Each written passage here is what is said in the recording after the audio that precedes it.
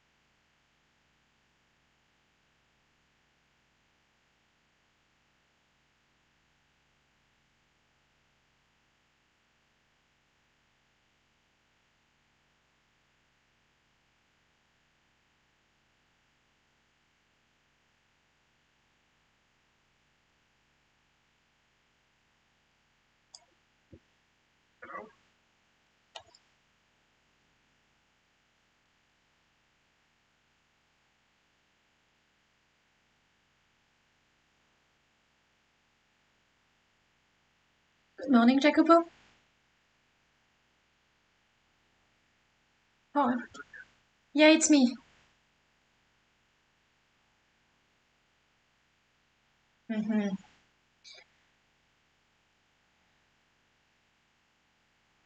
Good morning. How are you doing? Pretty good. Pretty busy. So what I'm going to do is I'm going to set up the live stream. I think it's live on YouTube right now, but I need to share it on social media. And then I need to do some tests with the sound.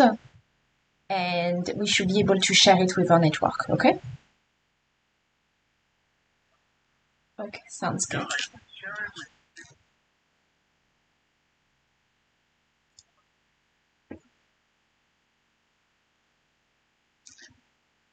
Mm-hmm.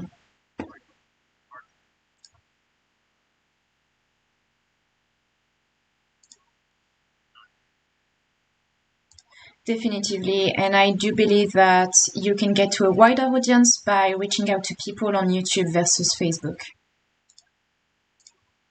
Yeah, absolutely.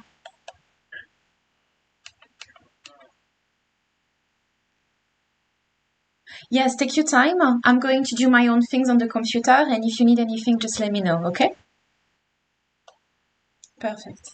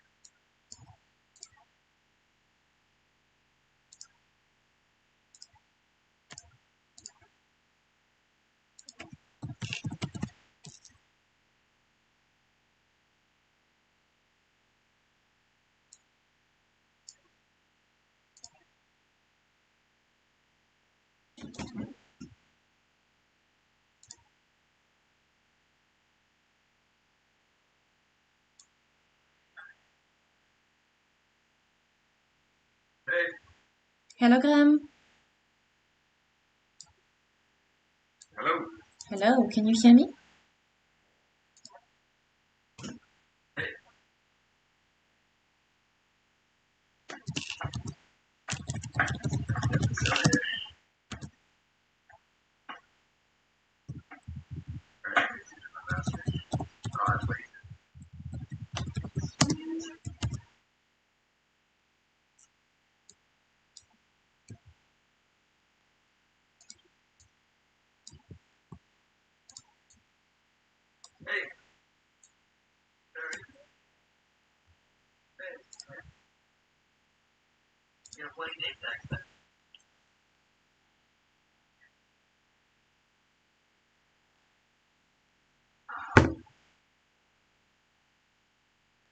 Oh, yeah.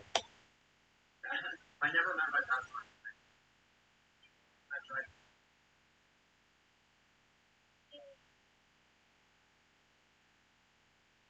Yeah.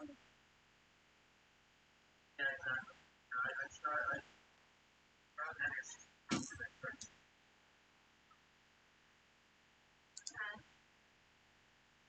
Takes a lot. Although if you forget your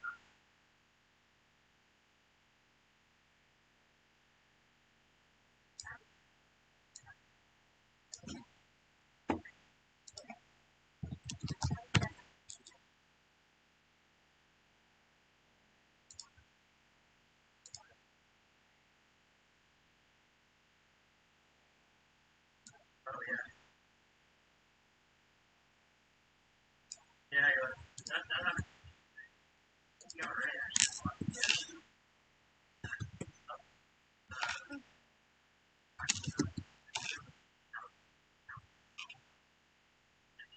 Oh, my. First, I couldn't do it took me like 4 days. I got it.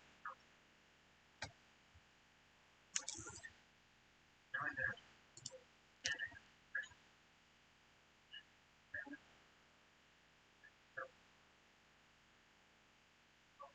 Now I'm just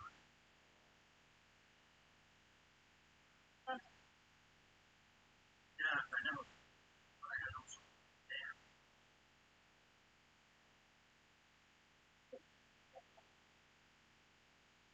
yeah, yeah.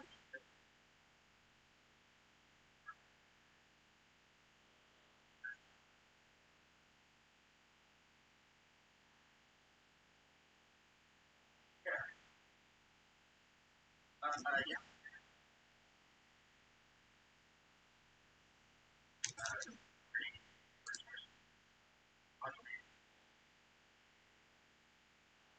That's part of it.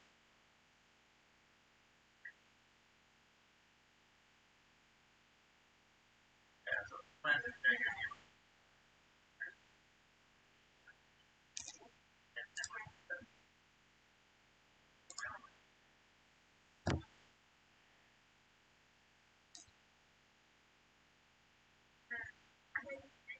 Plans is very good.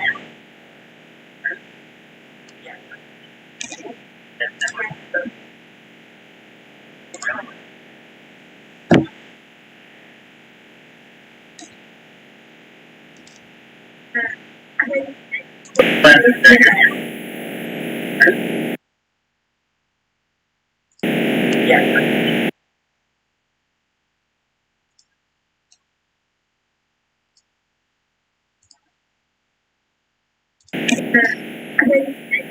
Plans is very good. Yeah.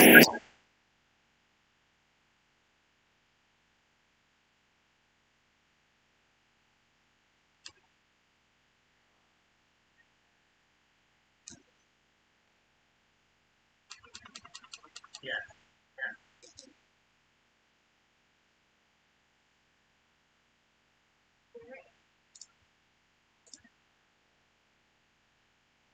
Oh yeah.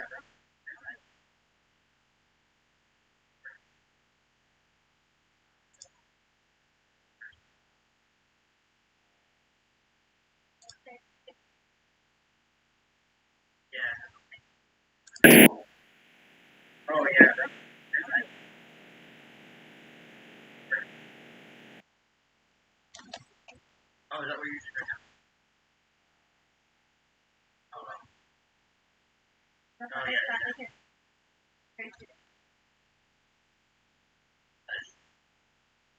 I usually I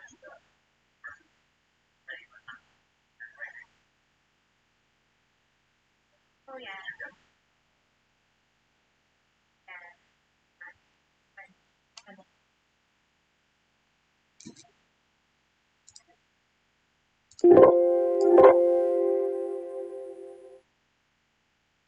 Totally.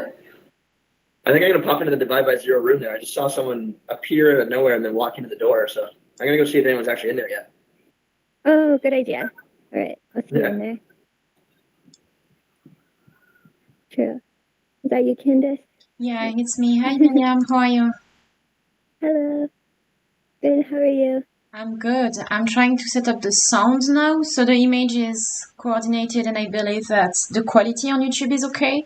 Would you mind checking for me on YouTube and tell me what you see? Yeah, sure. On the Artgate channel, yeah? Yes. Okay, hold on. So that will be on YouTube.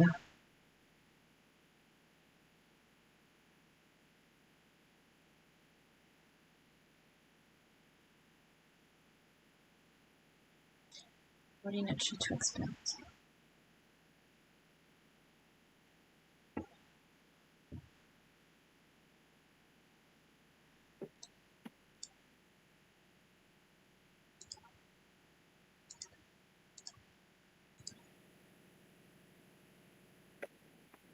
Yeah. It looks good. Looks good? Okay, perfect. Yeah, will you talk a little bit? Perfect. Yes, I would like to test the sound. So the sound was set up now, and there's 15 seconds of latency. Yeah. It looks good. Looks good? Okay, perfect. Yeah, will you talk a little bit? Okay. Nice one. The sound's working. Yeah, it seems to work, so I think we're good to go. So I'm going to turn off the sound here. Hello, hello. Hello, Jacopo. Hello. Yeah, actually, I have a problem. I cannot put my name on. It Yeah, I doesn't had the keep. same problem.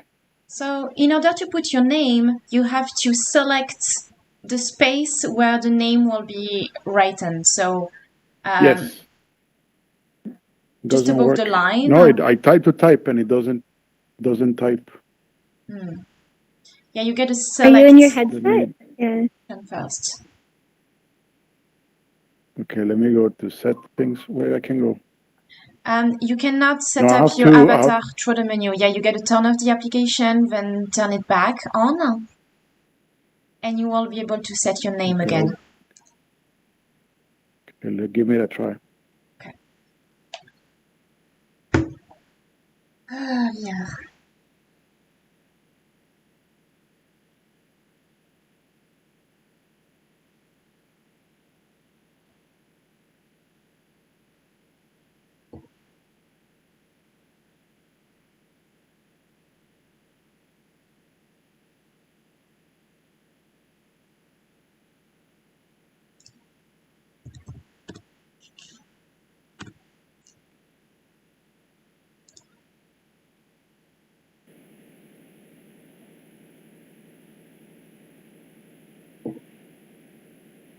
Hmm.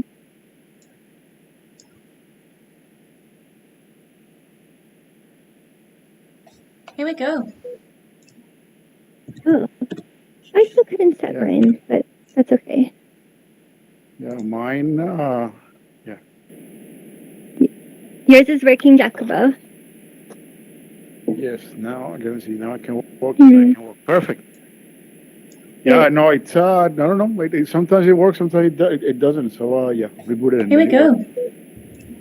Jacobo, this is Miriam here, and I'm going to be recording the talk, okay? Just to let you know. Ah, perfect, Miriam. Nice to meet you. How do you do? Nice to see you.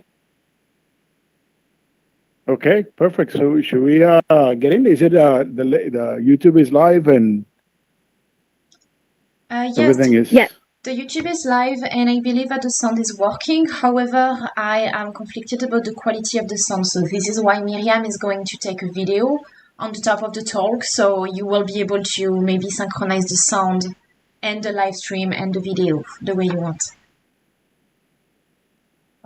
Okay, perfect. Yeah, I will do yeah, that works. Okay, I think I just give it a few minutes. Some people coming in. Yeah, let's give Hi. 5 minutes to people to arrive. Hello. Hi, everybody. Raven, Michael, Hey, thanks for coming. thanks for having us. No, it was a lot of effort. I think we have Sarah. I talked to Sarah. I think she was dialing in or logging in, but I think she's going to do it through YouTube. Cool. But she was trying to do it on the computer because we were discussing about asking her to her involvement, what got her Thanks for having us. intrigued into this project. So I don't know if I know that she has to work, so it was to dial in for a short while.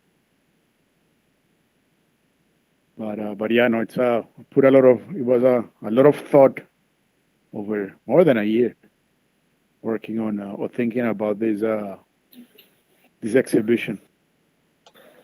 And I was talking to one of the artists, and we said, like, yeah, this message needs to be told. So yeah, this is kind of like a good start.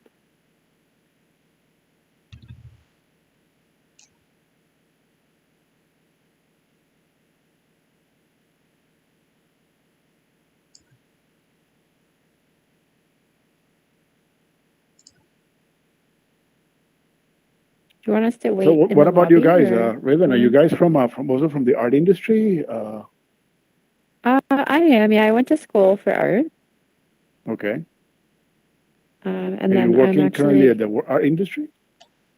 I'm back in school to become an art teacher. Ah, great. So I will appreciate your feedback. Yeah. In terms of, I mean, this is history that is being written right now. So yeah, so I will appreciate your feedback. Yeah, of course. Would you like us to wait in the lobby, or do you want us to meet in the gallery? I think what time is it? I don't have a clock. I Is it think like 5 it's- minutes? I have different time. I'm in Nova Scotia. Yeah, but it's by the hour, like 5 minutes by But I the think, hour. yeah, 6 minutes Past after. the hour. Okay. No, I think we're gonna start. Candice, are you okay? Yes, I'm Yeah, okay. I can follow you in the gallery space. Okay, so let's go to the gallery and then to Brendan. How are things? Okay, we cannot hear you in case you're trying to talk. You have no sound. Yeah, no sound. Okay, I'm going towards the.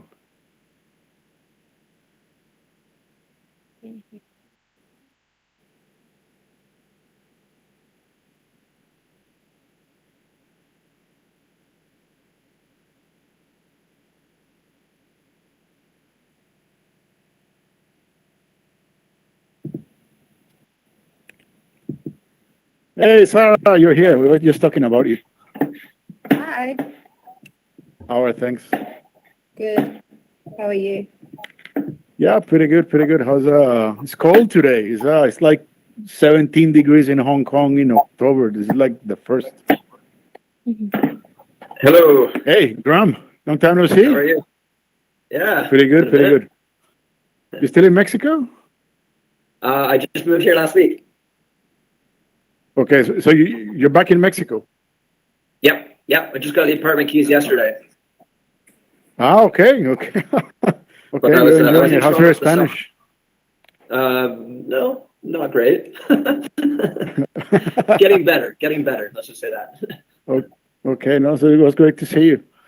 So yeah, no, I think we have a crowd here. I think we can start. I think I think we have a number of people now. So well, first of all, really thanks for coming. Thanks for joining me on this live stream about a project that I have been working on for quite some time. This is an idea that came to me, or I saw developing for about 3 years now. When I started collecting the works, I saw a social trend that was kind of like a forming up, not only on art, but I saw a lot of, especially like documentaries, books, magazines.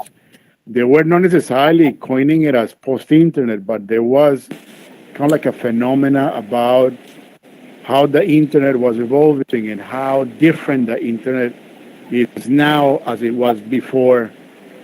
And I think for us was the early 2000s. The internet changed at one point, and suddenly you start seeing that being translated or transcending into art expressions. I mean, in this case, is painting, but you see literature, you see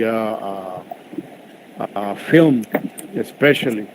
And so that was quite interesting, and I decided, like, I mean, probably people that are familiar with my collection, they do know that I kind of like observe a particular, like, a social trend, and I start like searching for works that narrate that story, and then I realized that there were artists, and as you can see, it's quite varied. They were really riding into that wave. They were capturing, or they were expressing what was going on, especially on the internet. So after many discussions, especially with Sam Height, I don't know if she said that she was to Dalian, but she's in Barcelona, so it's like 1 a.m. for her. But after discussing with her extensively, we said, like, I think we have something for a show.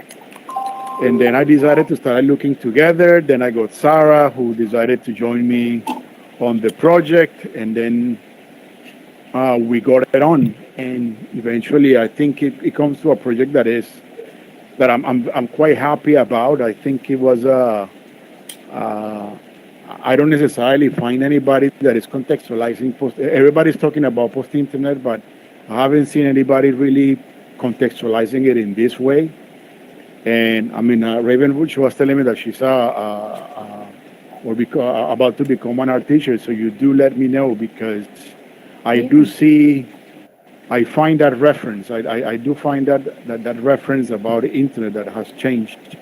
For me, one of the catalysts certainly was Cambridge Analytica. I think that was the moment where I decided I need to do that show.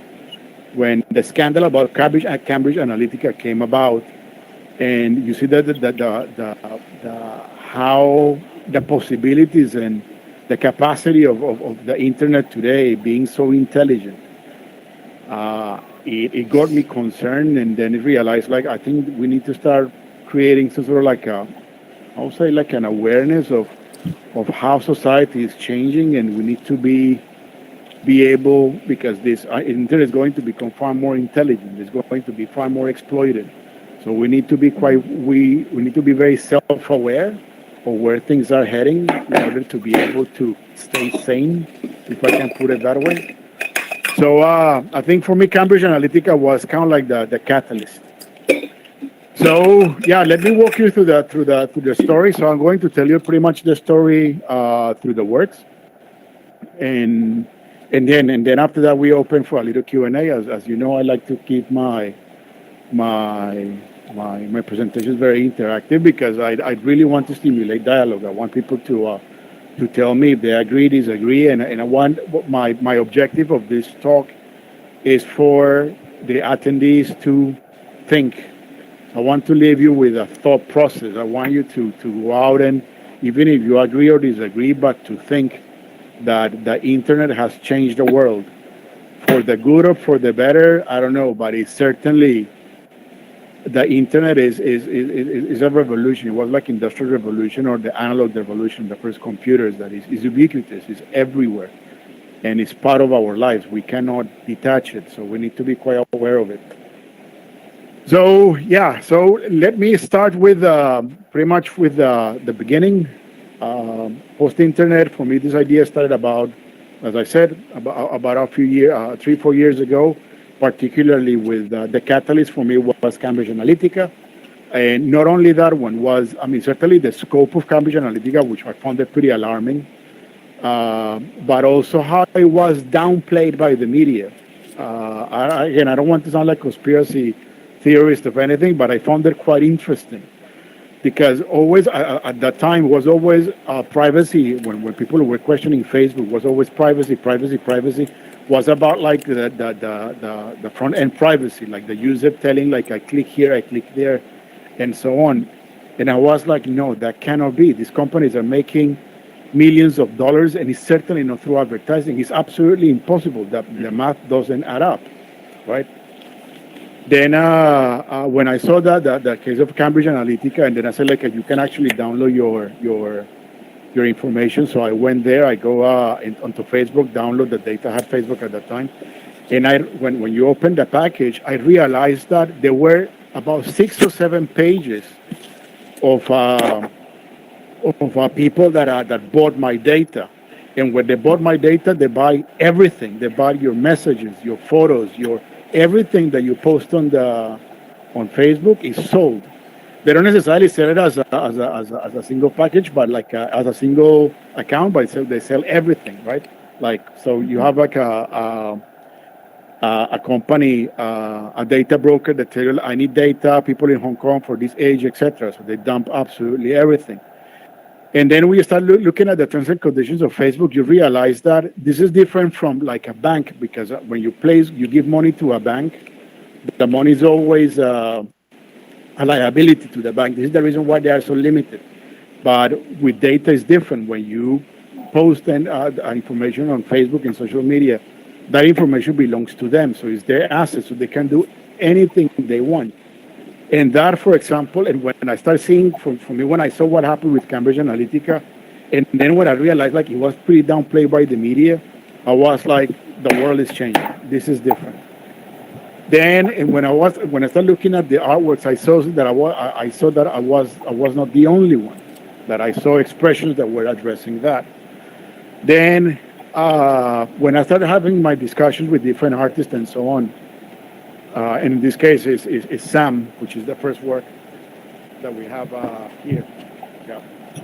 This is a work that it took us. I don't know if Sam. I don't know if she's dialing in. Maybe she's on YouTube. It took us to come up with this photo. It took us about 4 or 5 months, pretty much, to put the bar on the eyes of the photo. But because when I was thinking, I said, like, look, for me, it's clear that the world changed post 9/11, right? And this is a work, the one that is subsequent to this one, the Abdullah, the one with the explosion. This is a work that we found with a friend of mine, Zhao Kun, the owner of the Kun Museum in Beijing. We found this work in Art Basel about 4 or 5 years ago, and we found it quite striking, right? It was the whole symbolism. At that time, I think it was, still Afghanistan was still going on, and there was the justification. Abdullah is a Muslim. He's Muslim, living in Australia. People that are familiar with Australia, they do know that, similar to United States, they have a lot of like racial tensions. And Abdullah is trying to depict that. And I found that work when I was discussing that with Kun when we went to the gallery. And actually, we met Abdul. He was at our Basel at the time. We discussed with him. We discussed about this work, and we saw that that after 9/11, that there were like a lot of justifications to start attacking and framing certain groups of people as their enemies, and there was also a sense of exploitation. Which I found that quite interesting. So I started correlating those two topics, and I saw like, the world really changed after 9/11. Indeed, I respect of everybody, it's a tragedy. I mean, terrorism is not tons of people lost their lives, not only on this tragedy, but also the subsequent ones, because this is the story that is often neglected, is the stories of the people that are at the losing end. In this case, of the people in Afghanistan. I mean, it outnumbers the number of people that died in the subsequent military events than in 9/11. Again, all lives matter, and I'm really sorry about that. But back to the story I saw that relationship, and when I was talking to someone, I said like, I want to start the show with a work about 9/11. Then we decided to put this work, and then we start playing because she's a photographer, and she started playing with Photoshop and so on. And I want to make a work that captures everything. So this work is a collaboration. We did it together. So we decided to do it as an NFT because we're kind of like trying to, I don't know, say play a joke or yeah. I mean, this is another topic, but we will try to be cynical about the whole NFT market. That because just to do a quick parenthesis, we wanted to stress that NFTs or any product is all about the expression and it's never about the medium, right? So when we decided to do this photo, we put a lot of thought process about the work. So we found this photo on the internet. It was some one random photo. And we actually found quite several photos, and we really struggled and tried to remove that sense of identity, because for me, that was the key message. The internet, especially post 9/11, there has been this trade-off between your personal identity and the social benefit. And I can see that, for example, happening also in China today with especially like the situation that is happening in Hong Kong. That trade-off is far more evident. That this detachment, like please trade off your individuality for sort of like a social safety. I mean, I saw it also with COVID, with all the different traces apps and so on that happened. Not only it happened everywhere in the world, from Europe to China to Asia to United States. That trade-off. So we decided to design this work with try to resemble that, and eventually we found this stock image. We found this person that was relatively young. We love the fact that he was young at that age, because this person right now should be he was about 16. He should be about coming to his 40s, so he should be pretty aware of what is going on. We found this work when we found the work, it was the photo, and we found the bar. Eventually, we were discussing about putting a black bar or like a pixelated, which is a bit more modern today. It's a bit more contemporary using pixels, but I think the bar is a bit more established. Also, I was watching a lot of at the time when I was researching, I was watching documentaries by Adam Curtis, especially hypernormalization. If you have the time to watch it, that is quite key. When I saw it, I said like, no, let's use the bar, because I think it's a bit far more symbolic. And it's quite interesting because the issue of identity, I do see it a lot on current millennial expressions. You see Adrian Guinea or Adriana Oliver, they are removing the face of the artist completely, they're doing figurative works, but this without face, or the face is blurred. There's so many artists, a lot of like millennial work, any work that is produced pretty much after 2010 that is figurative. It normally has no face. And later we're going to talk about that when we see that one of the Mac works. And the expressions today clearly are addressing are questioning identity. That identity is becoming like a commodity. I mean, you see it today also with Instagram. People, as Instagram has matured, all the social TikTok and so on, people do have two lives. It's your personal life and your digital life. And for me, like I'm a boomer. I grew up in a generation that when I was a kid, you have to kind of like interact with people. The internet generation is very different. Everything they do it digitally. And I was actually very surprised to see like they are like selling courses about how to interact socially. Like a social interaction has become a skill to learn. And this is actually like the effects of the internet. The internet is really trying to strip us out of that. Our soul and identity, and I found that quite interesting. Then, this is actually how I decided to start with the exhibition. So I think this work for me is very important. It's very symbolic, and I think it gives the start to absolutely everything. It's the moment where you have that detachment, where there was the trade-off, and what stimulated that trade-off, what fomented that trade-off. That exploit was certainly the military intervention that followed 9/11 and the attack on Muslims, or the framing. I won't say the attack, but the framing of the Muslim generation and so on, which Abdullah captures quite beautifully here. I think his work is he took a photo of an explosion of one of the military interventions. I think it was Afghanistan or Iraq. I cannot remember. And then he put this image on front, and for me, it's really powerful. And I like artists that use kind of like a very simple elements to convey something so powerful. I love this work. This is in the Kun Museum in Beijing, and with Kun, we spent a lot of time thinking about this work when we decided to acquire it, and we have been following Abdullah since. He's very, in my opinion, is one artist to watch for the future. Like he's alongside Kader Atia and so many artists that are really addressing important matters that a lot of people don't want to be exposed to. So I found these two works extremely important, and we thought like the show needs to open with this one. We need to start telling this story. And I was discussing with Abdul yesterday about it. Like, yes, I will help you to tell that narrative. Then the second section is a bit different. So these three works, which is by a Chinese artist, Sean Wei, and the other two by Maki Tung Tu from Hong Kong. They express what internet has become today. This work, so the first one by Sean Wei is super interesting, right?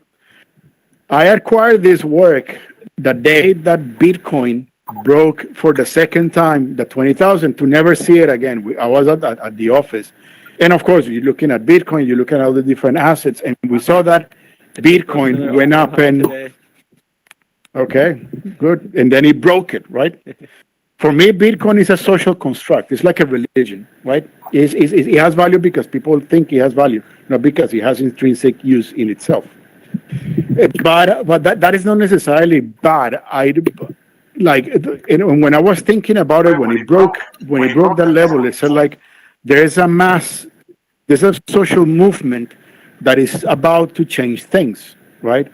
Because there's a belief in the system, like any religion, that there's such a strong belief socially that is going to overwhelm the established. So when I saw this work, where you see the numbers like the figures behind, which it represents for me like the established financial system, and you have this kind of like a slime that is really anime, comes certainly from video games, very millennial expression. I found it quite interesting, especially when because these are artists that they grew up watching Akira and anime and playing video games and so on.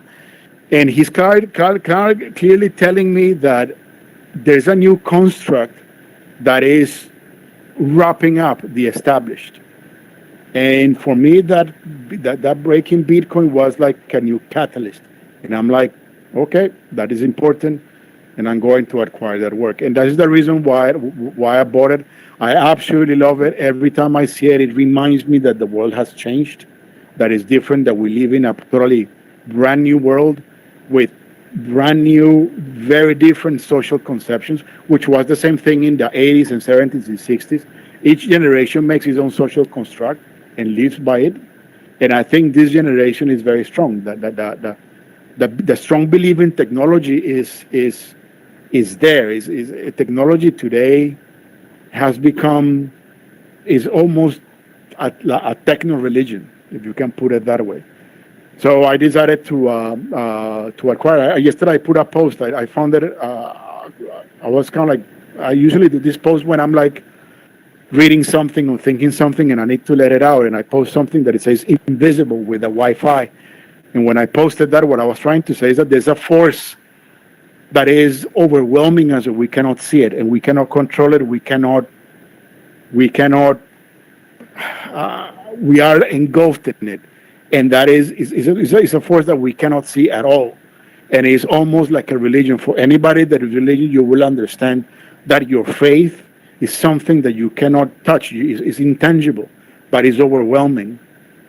And for me, the internet has become something like that, and these beliefs like Bitcoin and the belief in decentralized finance and etc. and many other forms, and sharing economy and so on, has become this social construct that is overwhelming. And a lot of people have faith. I mean, you look at finance, you look at companies like Uber and Amazon, companies that are actually not profitable at all, Lyft, all the unicorns, and they have been unprofitable for for generations, and but the stock price continued to go up. So it's no longer that fundamental that as long as you make money, the company is solid. No, that is out of the question. These companies are technically bankrupt, but people are still pouring money into it because people believe that they're going to change the world in the future, which they have. I think Uber has changed transportation and so on. So that there's a change. That the world start believing in things that are very different than they were before really the 2000s. The world has changed in beliefs, and this work for me captures that quite well. Then we have the works by Mac, which is personally one of my favorite artists. I think she's a gifted mind, and her works are extremely simple, extremely powerful. So she takes works. Clearly, millennial artist grew up in the video games. These are videos of The Sims. I think I have pretty much on every exhibition that I have done. This is my third exhibition. I have shown works by Mac because she's just brilliant. So her works to give you a summary, her works. She plays video games, and she takes an image of she's playing The Sims, right? She enjoys that work, and she captures a frame of that video. But what is important is that she's constructing The Sims according to her own ego, if you can put it that way. It's like her perfect world, right? In The Sims, when you play video games, when you construct something in video games, it's like your perfect ideal world. It's colorful, it's rosy. Nobody comes to nag you. If there's a dog, the dog barks and does as you please. The world is absolutely beautiful and perfect, right? Because it's as egocentric as it can be. But then she came up with this fantastic idea. And then she said, look, what happens if I take the work that is like my ideal, beautiful world that I created, and I want to translate it into the real world. So let's do it like this, right? And she's like, okay, I can see that for those familiar with in China or Asia, there's a company called Taobao, which is owned by Jack Ma, which is the Chinese Alibaba, the Chinese Amazon, sorry. And pretty much you can hire anybody to do anything, right? So she's like, okay, what if I hire 3 people to paint the painting? So I give them very little instructions, and each person will paint 1 panel, right? And let's see how it comes up. Let's see. Maybe it comes well, and maybe it comes absolutely off, and so on. And what she's trying to tell you is that when you live in your own reality, and this is something that I want, people we should be to think about, especially the world of influencers and social media, because there's a sense of egocentrism that people are conflicting the moment you take that egocentrism outside the real world, because you have to interact with other people, and people have different interests. So you have these frictions, right? And this is the work is about that friction. So she takes the world, put it to the real world, give it to the 3 people. Then they send it back, and of course, it is absolutely mismatched. Nothing is aligned. Everything is off. The colors are out. And for me, that is absolutely brilliant. So this work has a story so she started doing this work, those expressions like the different panels. But this one was quite extreme because when the work came up and I saw it at the gallery, it came out one of the panels came actually quite short. So the guy actually took even the wrong measurement. And we found that so absolutely hilarious. She was she was not happy with it. She actually asked the guy to do the frame again. And the show was showed at a fair in Hong Kong called Unscheduled. Excuse me. And it was shown as the 3 right panels. And when I saw it, I told Mac, no, Mac, if I love the work, I like it with the mismatched panel. And she's like, yeah, but I don't like it. It looks like it doesn't look nice. So Mac, that's not the point. The point, at least for me, is to see the mismatch. This is the friction with reality. And so if I want to buy the work, I want to buy it with the mismatch. So she was not really happy. And then I was talking to the gallerist at that time with Willem. And I said, so Mac left, and then the fair closed. And I was there because he was closing down. And I'm like, hey, do you have the short panel here? Because the work was up in the wall. And he's like, yeah, I have it here. Let's put it up and let's see how people react, right? So we decided, okay, let's do it. So we took the frame out, and then we put it up, and we left it overnight for the next day. So the next day I went up, and of course, a lot of people were coming, were very curious to see like this mismatch works. So we called Mac, said like, Mac, you have to come here to see the reaction, because people, I think they're getting it. Like they're understanding that this mismatch. And of course, I mean, she's pretty successful. She's one today. She's one of the most renowned artists in Hong Kong, and she's one for the future, because conceptually, she's addressing this. It's very powerful that message, and she do it very playfully, and she laughs about it. She's like, okay, this is funny, but I think when you think cynically, it's not funny at all. Is people are forgetting that to socialize, you need to do that compromise with that. Social friction is a natural compromise, and people are forgetting that. I mean, you have issues of we're talking about later, like social anxiety and so on, are coming out of people are forgetting how to, or are getting detached from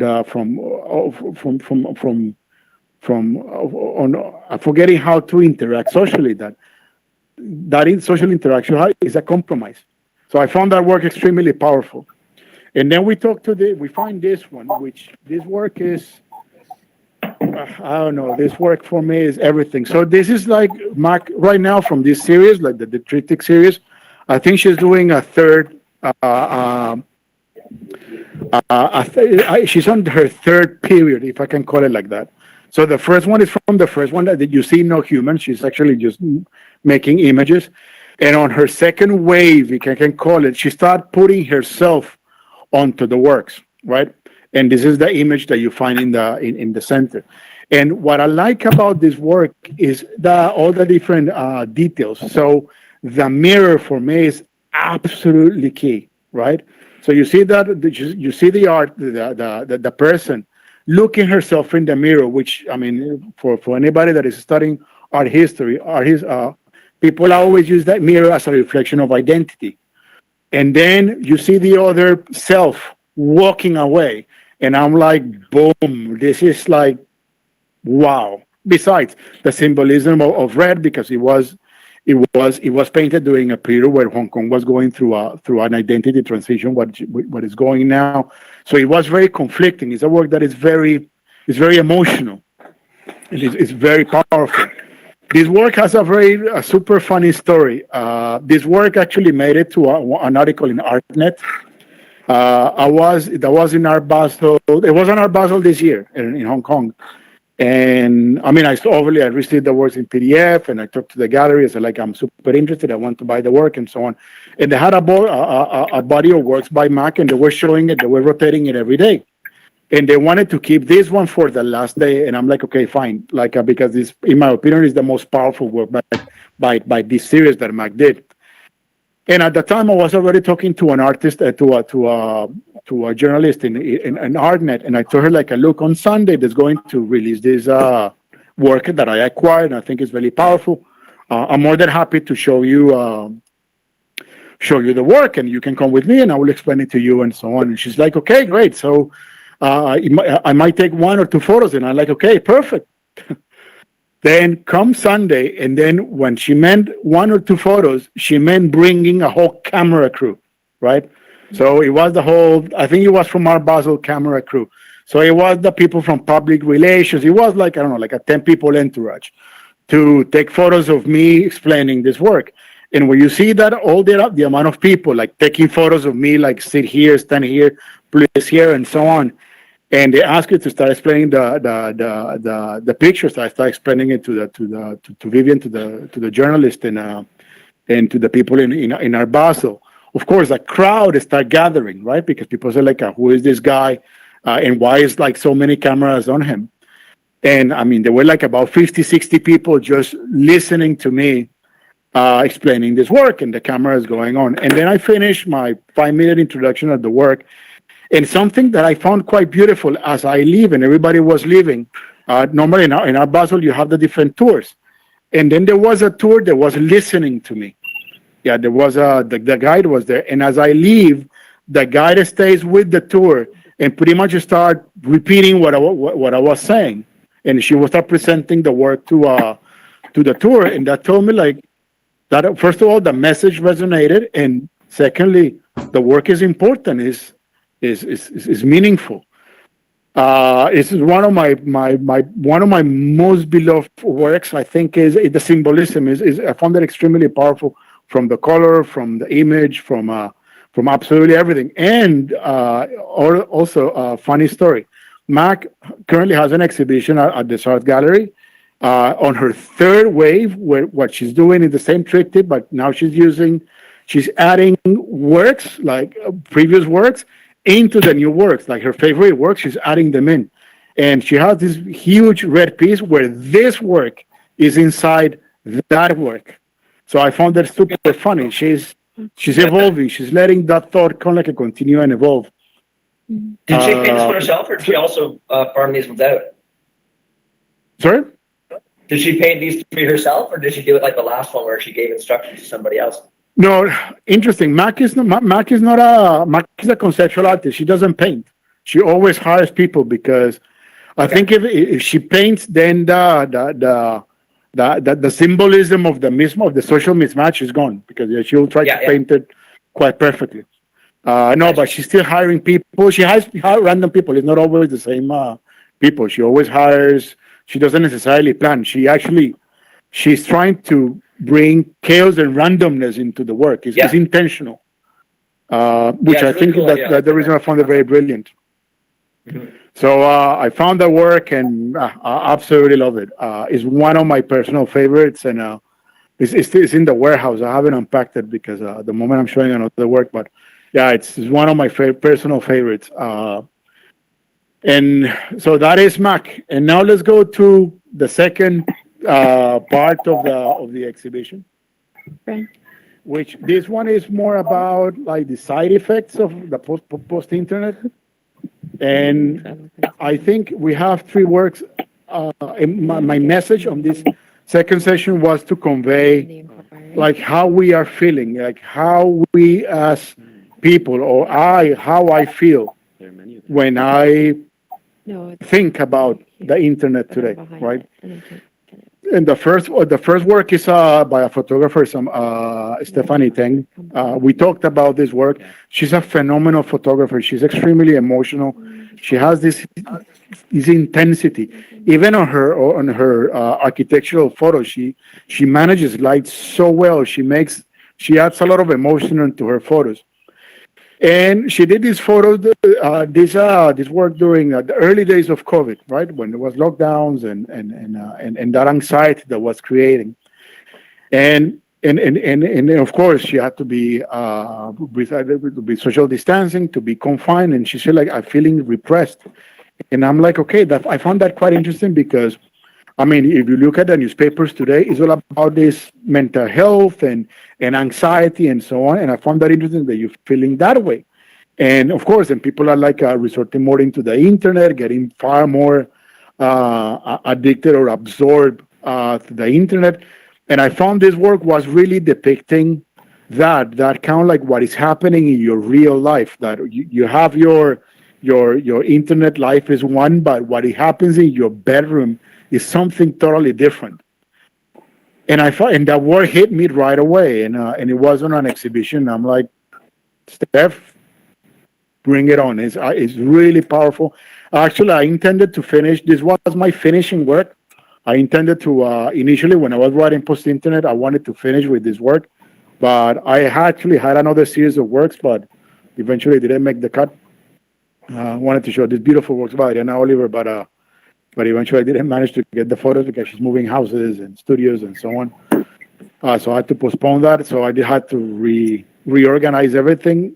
And then eventually I thought, and then Sarah is still with us. So with Sarah, we thought like, when we discussed it with Sarah, like, no, you know what? I think let's put it like in the middle. I think it's important to people to think about how life is now, that people are, there's a duality in living your digital life and your real life, and your real life has all these social anxieties and those inner anxieties. And I think it's important to tell the story that artists are feeling that and are expressing that people are not alone in their mental struggles. Like, I mean, she's quite well, but I mean, she's expressing it. But she's feeling anxious, and when she's alone, she feels that sense of anxiety. And she took that beautiful photo. I found it really powerful. So and she's trying to get out. So you have the curtain. She's trying to get out, but she can't. And she's like she's actually like you see that is a mirror in a bedroom, but because of the darkness, makes it very private. So I found the work really very powerful. So I decided to acquire it because I think the symbolism was powerful, and the message again is a message that needs to be told, and I wish it resonates with people. Then the second work that follows is by Sam Hyde, which is quite a recurrent in my collection. I love her works because she's very cheeky, and I this work has no need for explanation, right? She's very cynical, right? She's very cynical. But people that know her, she's very cynical. She's extremely fun to talk to. And I found that like you capture it so well, right? Is all these old people, which are eventually politicians and so on, and she just puts it like that, like panic. I just love the work to a point that in my studio I have a corner, right? So this work is in the top, and next to it I have Yue Minjun, which is one of the main artists in Chinese political pop and cynical realism. And when you see these two works together, they go so well. Like, I mean, this is like the only work that I haven't really moved much or lately, because they talk to each other. It's like every time I see these two works, it's like these works are like laughing at each other. Like how cynical, because you have to. It's very healthy to add a little bit of cynicism into your life. It will keep you in good spirits. And this work for me is beautiful. It's just like every time I see it, I have it in my studio, and every time I see it, I'm like, yeah, this is the world today. Panic, and just wait for what is to come, because as long as politicians have a monetary interest rather than a social interest, you should panic.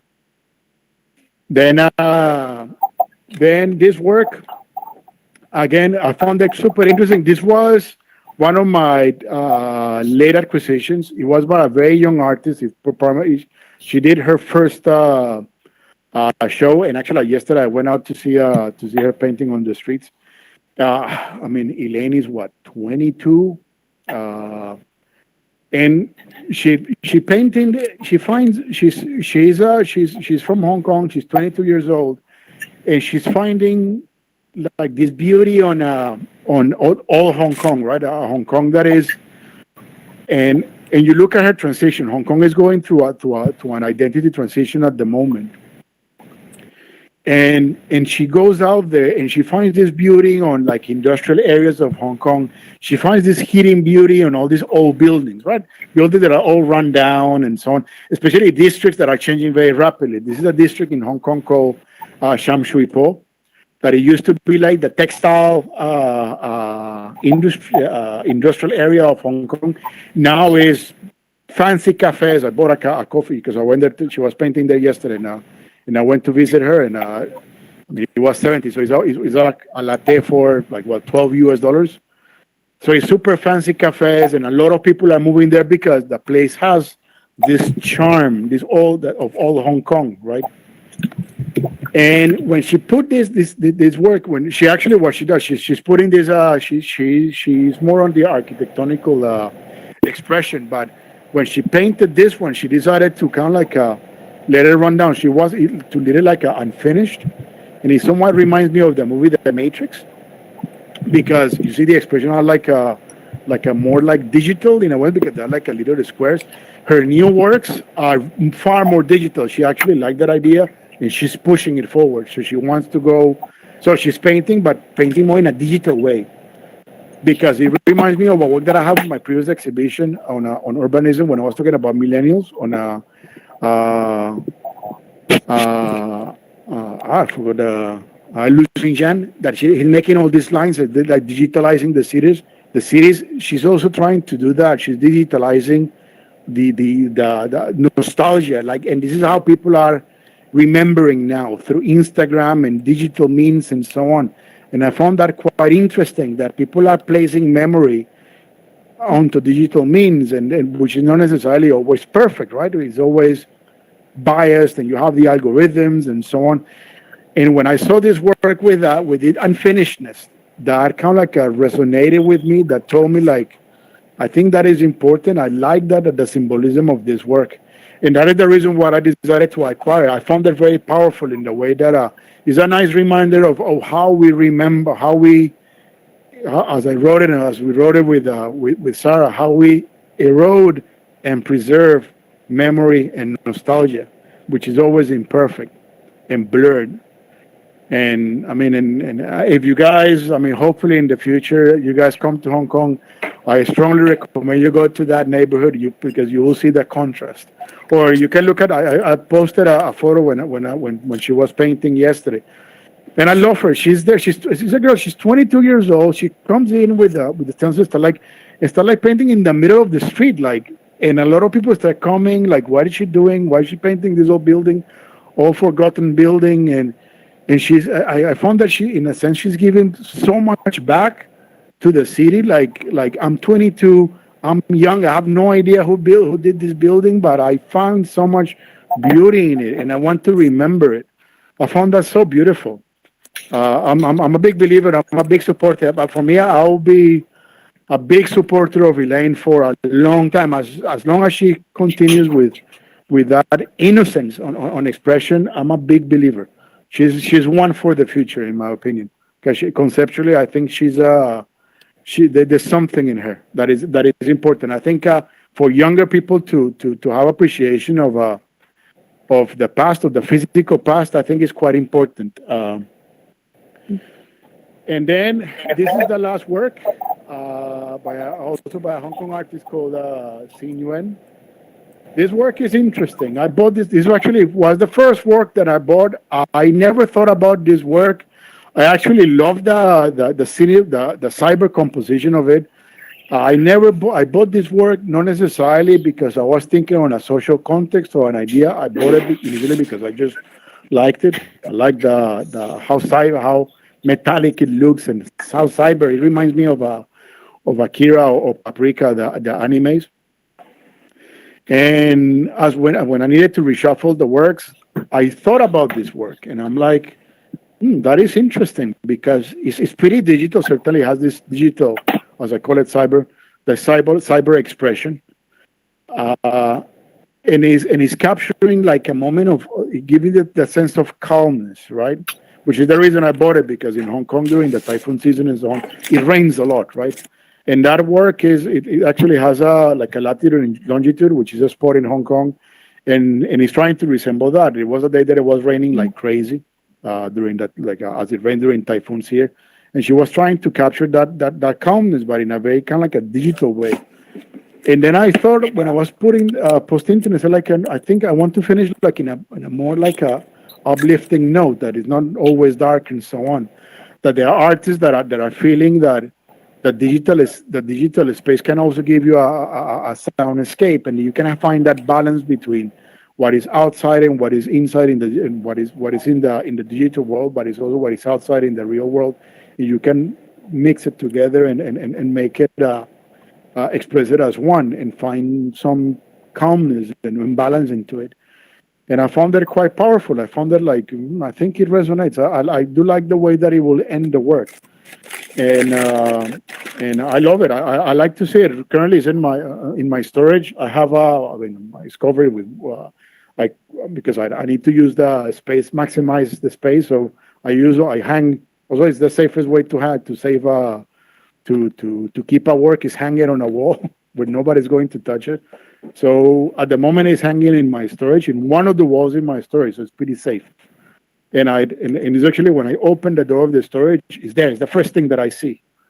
So it's a work in silk and it's painted by hand. But I think she used some sort of like a tools to make it more perfect because it has that digital perfectness, which I really like. And I don't know. It gave me that sense of soothing that things, even though we have panic on one side and politicians are going to keep pushing for self-interest, in the end, socially, nature and society, because society is part of nature, will counterbalance those opposing forces and eventually find some sort of like a zen onto everything. So yeah, that's the reason I bought it, and I found it I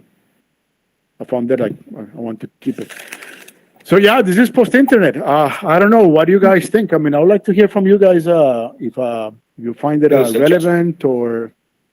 I was gonna say Very relevant. it's kind of I've been meaning to do a show called After the Internet for years, and it's kind of funny. It's a very similar title to the one you just curated. So I haven't gotten around to actually doing it yet, but it's been in my notepad as a to-do title for a show for a long time. But this is a good. No, more than happy. I'm more than happy. We exchanged notes. Actually, where's Sarah? Sarah's behind me. So, Sarah, I don't know, because I really wanted to. I want to introduce Sarah. Sarah is half of everything that you see here is thanks to her, right?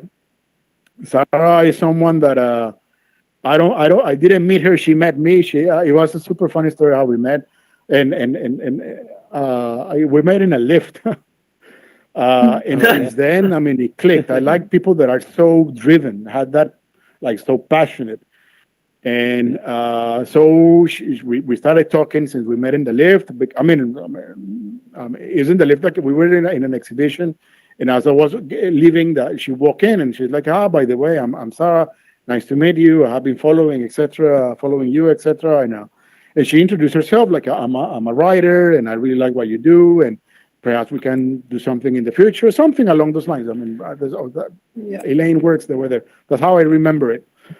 And that kind of like that kept me thinking. And then we continued to talk about like floating ideas, and then eventually I told her like, hey, about a while ago, right, like probably 6 months ago or 7 months ago. And I told her like, hey, Sarah, I'm working on this exhibition, and I need help. I mean, I need people to help me write it and so on. And I don't know, Sarah, like, I mean, I don't know, you can tell us your story, how you decided to get involved in post-internet. Yeah, I guess kind of how you said it, which was really nice. Thank you for your kind words. I feel shy. But I think for me, it's just like anything new is exciting for me, like an opportunity to learn stuff. Like I feel like I got to do so much research in the process of just like writing this, like people who've done similar works before. Also like the fact that they're like all the artists are from like different places as well. I think that says something about like what they're creating and like their experiences too. That's kind of like my take. Yeah, no, I really appreciate Sarah. Sarah wrote pretty much most of the. She wrote everything, and the tone. I think we had extensive dialogues, and she was finding the right words, in a few sentences, and tried to convey it in a very powerful ways. So I really appreciate it, because I think the pace, especially, that one really comes from Sarah, and the fact that it resonated with her, and she decided to be part of it, and also be part of that group that is telling this story. So yeah, no, really, Sarah, really thank you very much. Thank you. I'm just actually gonna step out because I have a show starting in my gallery in 5 minutes here, so I'm just gonna go make sure that no one's getting lost in the lobby there. But that was Sure. Yeah. See you guys. No, thank you very much. Thanks for coming. Thank you. So I don't know what you guys think. I think it's very relevant today, like just from like a classroom perspective with like teaching kids, like we're trying to find like, especially this piece like resonates with the idea of trying to find like a balance and like an equilibrium of like use of technology within the classroom, but then where's the line and how much is like too much, and are they present in the moment and actually learning when they're connected all the time. So it's very relevant. Mm-hmm. Yes, because especially on COVID, right? COVID, we had this push towards online teaching and online work from home, and schooling from home, and so on. And I think that's going to have an effect in that particular. These should be the Gen Alphas, right? Or no, the iGens. Yeah. I cannot remember. Well, even after, right? Like we have, it's still, the COVID still exists within the classroom. Yes. Like they all have their own laptops now, and they're all sitting in rows and they're distanced, and like it's just a totally different climate that we're adjusting to. And I think it's important to find a balance. I think to people to think that, I mean, the internet, as I said, is something invisible. It outweighs us, and we need to find a balance to create to Like find connection. to Yeah. live with it, because it's not going to go away. It's going to become far more powerful. So you either it overwhelms you, or you find a way to be aware. And I think the only way to do it is being very self-aware that of the potential of the internet, because the works of the reason I like the Abdullah is the internet can get abused and exploited, and you see it now commercially, right? With the work with Mac, right? Well, I think your first piece especially really made me think of like 9/11 was the last event where people didn't have like cell phones to take pictures. Yes. And so that photo that was taken would have been on a camera. Yes, correct. It's actually which is like interesting thinking about like identity. Yeah. And that strips out identity. I just on that work initially we found out the work with there was a little boy, right? And we of course we're trying to blur that the photo of the boy, but the boy probably will be on the 20s. It's like no, I think the boy won't get it if he's on the 20s or early 20s, 50s. He won't necessarily understand what it meant to grow after the influence of post-internet, right, or the political exploits. So that's the reason why we opted for that one, someone that was more on the 16, 17s, because the person probably should be, 38, close to 40s? Yeah, late 30s, the person is really understanding it, like he matured seeing these exploits, initially political, later commercial, and it's going to get worse. I was reading about Donald Trump's new venture, what do you call it? Call it Truth, right? I mean, this is Orson Welles. This is what's the name? 1984. I forgot the name of the Citizen Kane. Yeah. The Citizen Kane in a digital way, and it's going Everyone to be twisted and so on, or Murdoch. So I think we need to think that I don't. Bottom line, I really want people that attend this talk or to see the video on YouTube or going to play the repetition. What I want you is to make people think and create that sense of. I want to help people. I want this talk to help assist people on their self-awareness, to be like, okay, not to be afraid, but to say like, I can maneuver this. The world is changing. It's going to become more digital. It's either you need to be able to. One thing that's really interesting is all of us in this room here, and these generations, we are one of the last generations to experience a childhood or some moment of life where internet wasn't ingrained in everyday behavior. And like the next few generations, they were all born, like I'm looking at my niece, and she was born like during COVID and had seen her aunts and uncles and family members through a phone more than she has in the physical world in their early days of her life. So she's being raised with the internet from her earliest memories. So that way of socialization that we're kind of comparing to the way that we used to socialize to the way that it has evolved and changed now because of the internet, we're the last group of people that are going to have that comparison. And then I think about the next generation, they might, like my niece might talk about how she remembers, the way it was with just the internet on phones and laptops, and now we are in this new internet 5.0 or whatever it is. Virtual reality. It's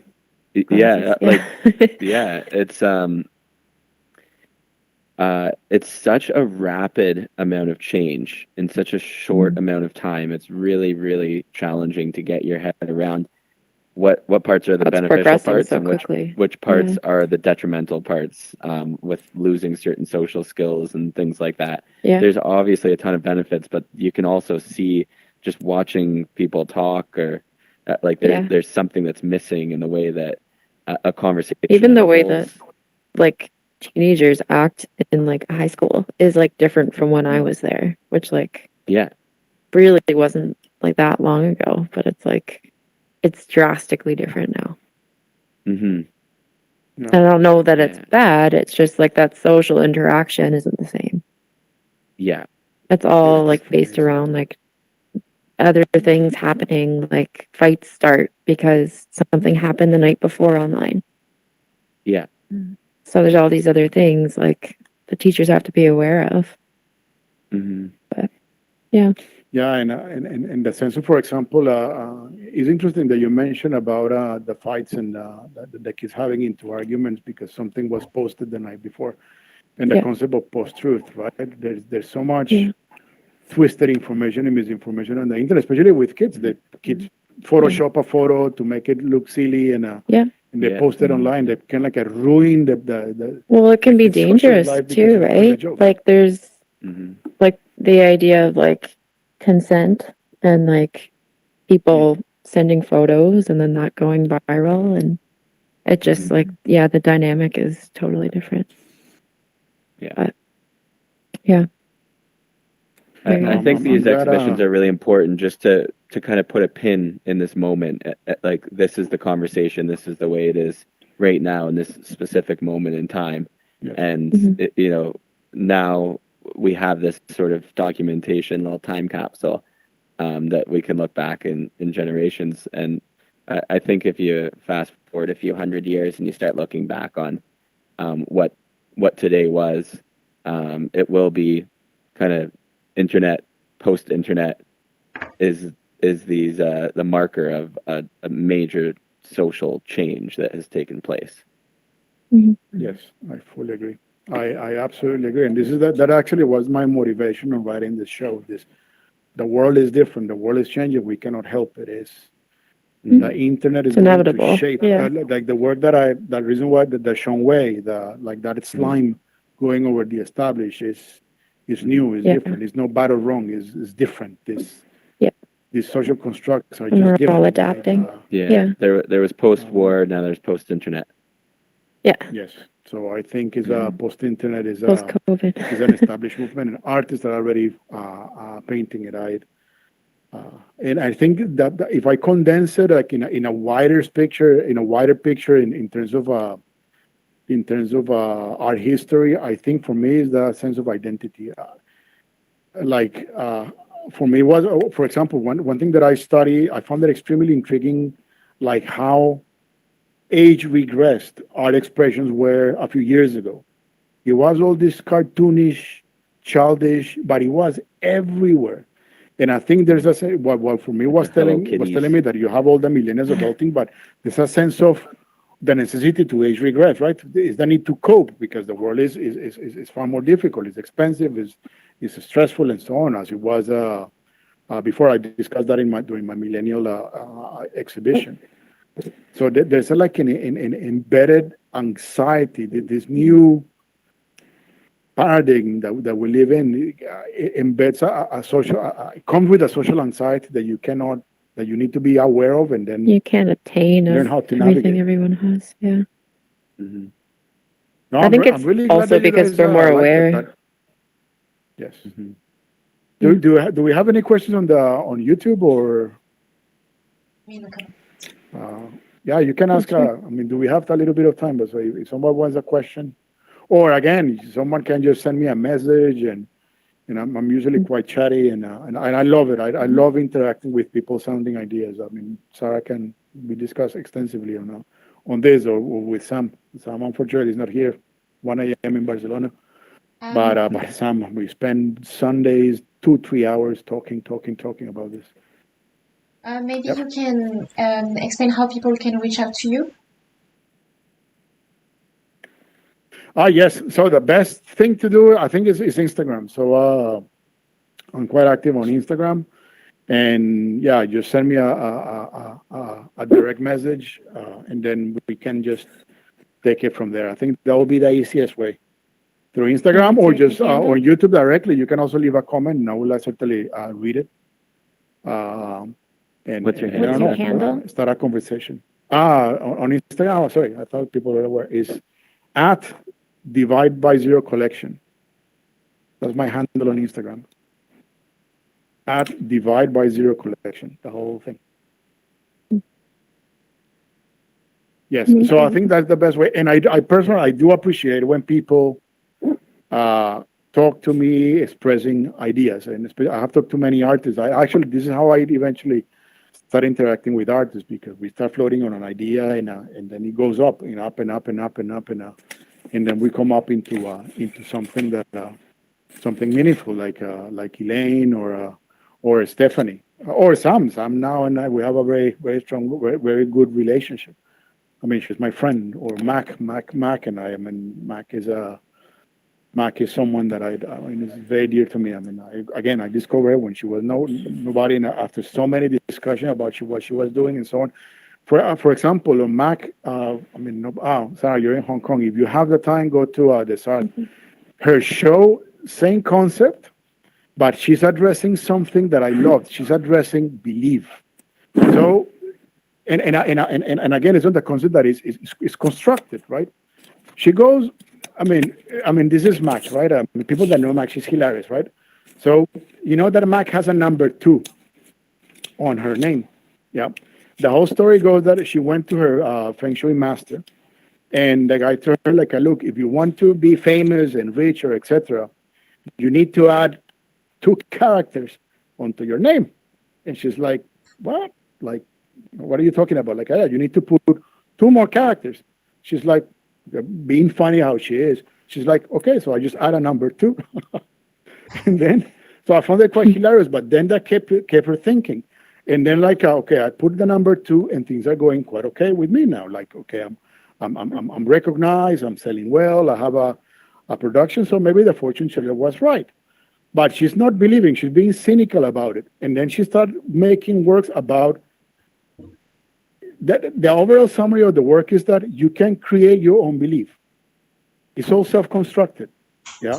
As long as you put effort into it, you can believe in it. So her I think the title of the exhibition is The House of Fortune.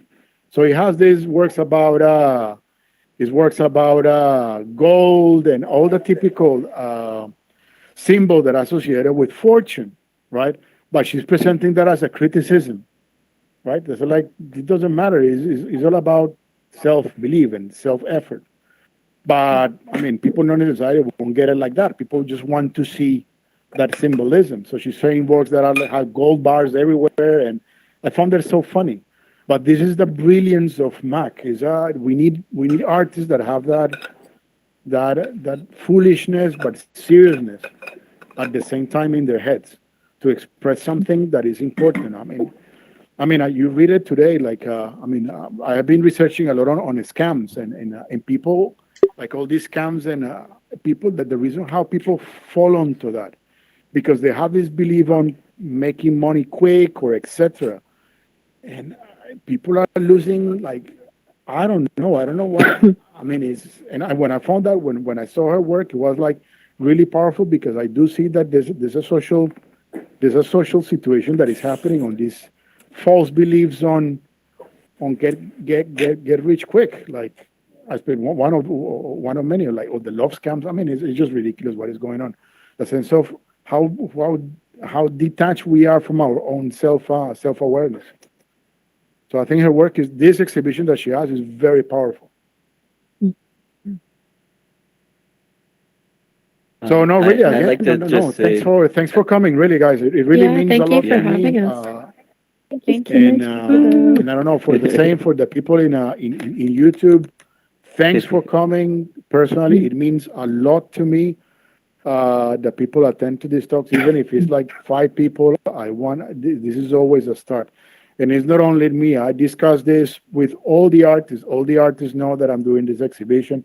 They're very supportive. They gave me a lot of ideas, from Mac to Abdul to obviously Sam, Stephanie, Elaine, that I saw yesterday. So the guys actually do welcome if you resonate, if the message resonates with you, they will actually appreciate it. Because for them, it's all about the message. It's not about the money or the fame. It's about the message.